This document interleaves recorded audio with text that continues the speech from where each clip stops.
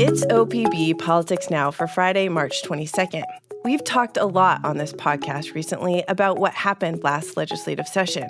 We've covered the housing issues, the push to make illicit drugs illegal again, and the changes made on the campaign contribution front. Today, we're going to talk about what didn't happen, and that entails quite a bit on the environmental front, from policies around wildfires, farms, and climate change, all of which were pushed to the back burner. Welcome to the podcast. I'm OPB Politics reporter Lauren Dake. And I'm environmental policies reporter April Ehrlich. And I'm food and agriculture reporter Alejandro Figueroa. April, let's start with you. You have covered a lot about wildfires, people who lost their home in wildfires, wildfire funding. Those issues really took center stage in Salem after the 2020 Labor Day fires that devastated a big part of this state. But this session, there were a lot of bills meant to help Oregonians prepare to fight wildfires that just didn't get enough support to pass. Can you give us the rundown? Yeah, so lawmakers proposed a few options for covering wildfire costs, and none of them passed. So right now, the cost of basic wildfire protection on lands that aren't owned by the federal government is split between the general fund and timber landowners, who have to pay a per-acre fee. And those per-acre rates increase as fires become more expensive. And landowners say it's becoming impossible for them to bear these costs. House Bill 4133 would have changed up that funding mechanism. It would have decreased those fees that timber landowners have to pay for fire protection, and it would have increased the state's current timber tax to account for inflation. That bill had the support of Governor Tina Kotek, but ultimately died. It did progress a lot farther than the other wildfire funding bills, like Senate Bill 1593, which would have restored the state's severance tax. That's a tax on the value of raw timber harvested from private lands, which Oregon used to have until the 1990s when it got rid of the severance tax for all but the smallest timber owners. Another bill that didn't make it very far would have asked voters if they wanted to increase property taxes to pay for fire and other public safety costs. And lastly, there was a bill that would have helped homeowners pay for upgrades to make their lands and homes more fire resilient, whether through landscaping or building upgrades. That bill also died. So the state does have a program that gives homeowners up to $250 for wildfire upgrades, which if you've ever made any improvements on your home, you know that $250 is just a drop in the bucket. Yeah, that doesn't go very far. There is a concern that without more reliable funding for state wildfires, the state's going to keep facing bigger, more expensive fires. We are now facing the 2024 wildfire season. Where does this leave us for this summer? And do we anticipate some of these bills will be back in the 2025 session? Yeah, I mean, that's hard to say as far as the summer goes. The Oregon Department of Forestry starts off every year with a big pot of money that's enough to cover a relatively mild wildfire season. So it depends on whether we get hit with any major fires this year. Weather-wise, there is a chance we could have a milder than usual summer as we transition into La Niña. That's when ocean surface temperatures cool down, usually resulting in cooler temperatures on land. Even so, climate change is causing extreme weather events that often take us by surprise. If we end up having an active fire season and the state exceeds its wildfire budget, which it often does, then it needs to pull money from other places, usually the general fund. So from what I've been hearing in public meetings, state officials are concerned about what the future holds.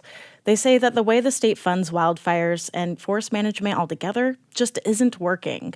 Senator Jeff Golden has been especially vocal about this. He represents the Rogue Valley in southern Oregon, where wildfires destroyed thousands of homes in 2020. He spoke at a public hearing in favor of HB 4133, that bill that would have decreased landowners' fees and increased timber taxes. So the question becomes, should we be looking to Oregonians generally to bear more of the cost, or particularly the industry whose lands are protected to bear more of the cost? I'm pretty positive that the answer to that question is yes. It's going to take both. The amounts we need are going to take both.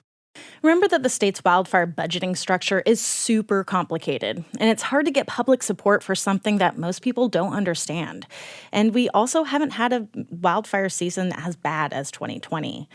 And I mean, you all know this, but I was living in Talent when the Alameda fire destroyed like 2,600 homes in southern Oregon, including the ones across the street from my house. For a year, I lived in this post-apocalyptic neighborhood, just burnt trees and ash and hollowed-out cars. I ultimately decided to leave, and now I live here in Portland, and already I feel very removed from that world.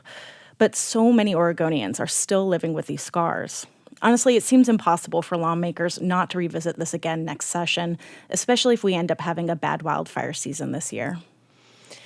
They did pass one bill that tries to lessen the burden on wildfire survivors.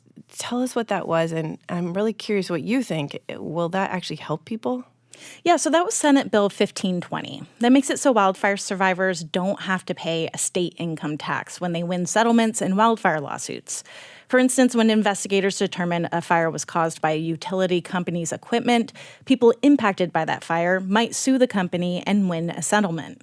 Oregon usually taxes all sources of income, even lawsuit settlements. But this bill eliminates that income tax specifically for wildfire lawsuits.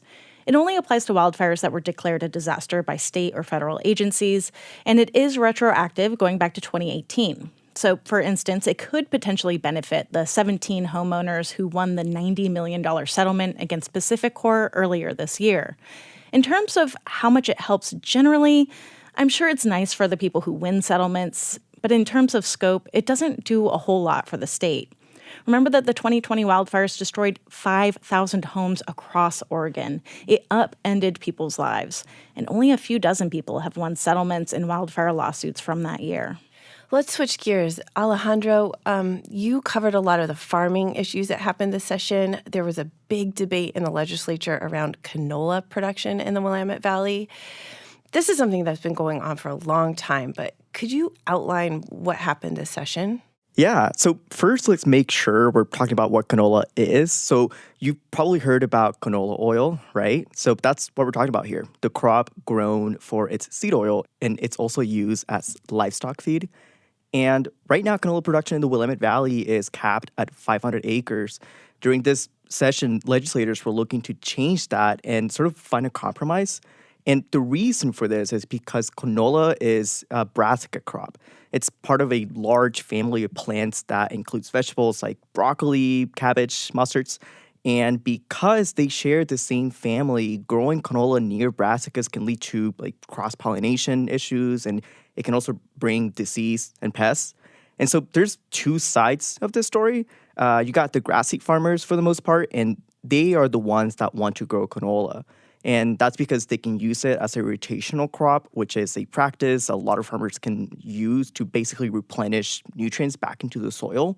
And they can also make some extra cash selling that crop, which is it's huge, especially now because the grass seed market is just not doing great. And farmers are looking for alternatives to stay afloat. And then on the other hand, you have the specialty seed farmers, and they're usually smaller vegetable farmers, and they oppose canola.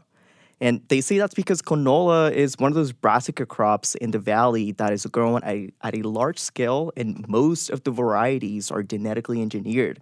And they really worry that if that genetically engineered variety cross-pollinates with their own crops, it will alter the purity of their seeds. And if that happens, and they're an organic certified operation, they can lose their livelihoods. And that's the main argument. It's something that's been going on for decades.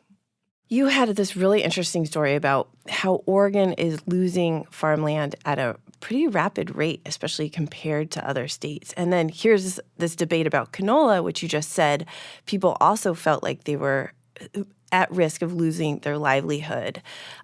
How emotional did this debate get at times? Totally. On both sides. I mean, like I said, grass seed farmers, they're not in a great spot. 500 acres is not enough. They already have to submit a sort of permit to grow it, and there's only a handful of farmers that can do it since the acres are so limited. Here's a cut from Representative Anna Scharf. She's a Republican from Amity. She said this during a House hearing. And it's worth noting she's a strong advocate for canola. Her husband is a fourth-generation farmer who grows the crop. These farmers are now scrambling. They are desperate for anything that puts something in the ground to pay the bills. And also during testimony for a bill that would have extended the cap, a grass seed farmer said she's been waiting on a $100,000 check for over a year for a seed she harvested. And I mean, that just goes to cover the expenses and debt that she owes on her farm. And, she said a lot of farmers are desperate because demand for grass seed is low. And then specialty seed farmers say the Willamette Valley is just one of a few places in the world with the right conditions to grow brassica vegetable seeds.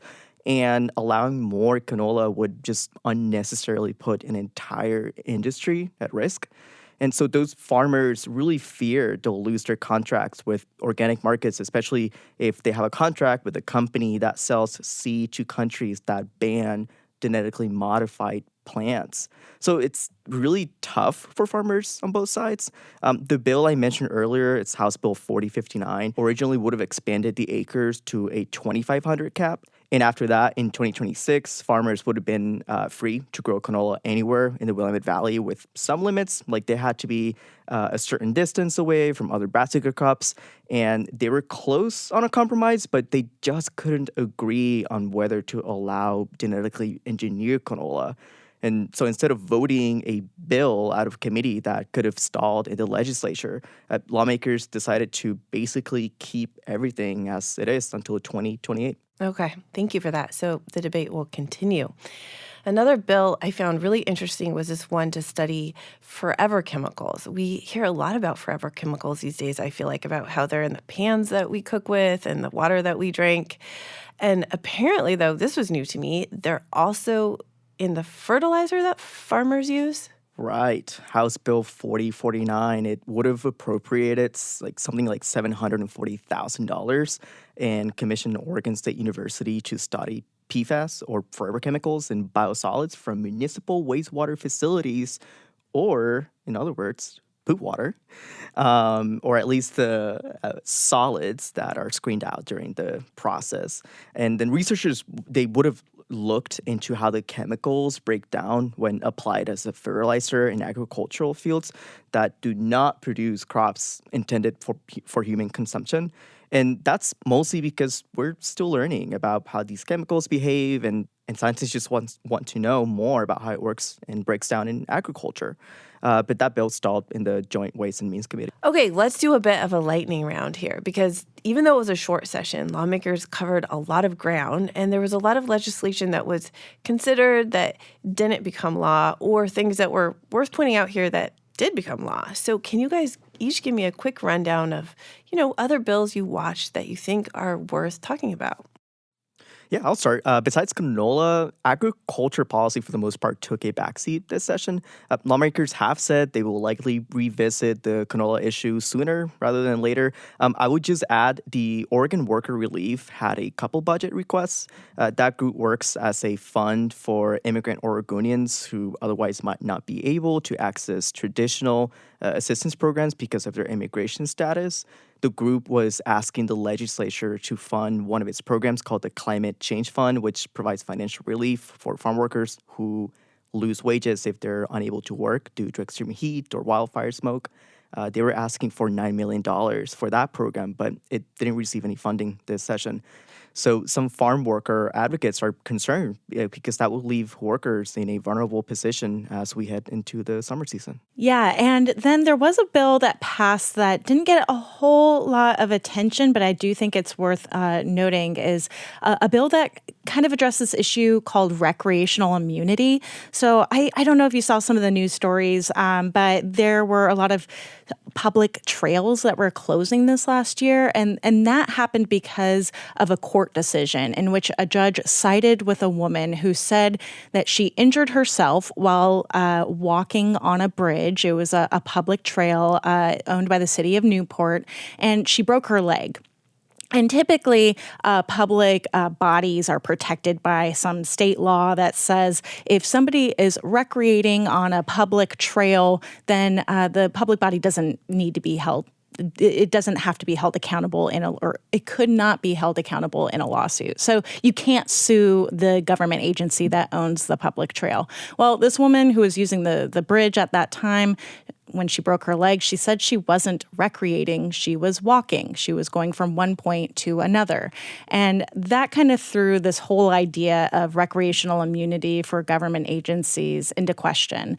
And the insurance company that provides liability insurance to local governments basically told them, hey, you need to close down your trails, otherwise you could potentially be sued if somebody hurts themselves on your public trail. So they did. A lot of government bodies did close their trails. And a lot of people were going to lawmakers saying, hey, we need to do something about this. We need to keep our public trails open.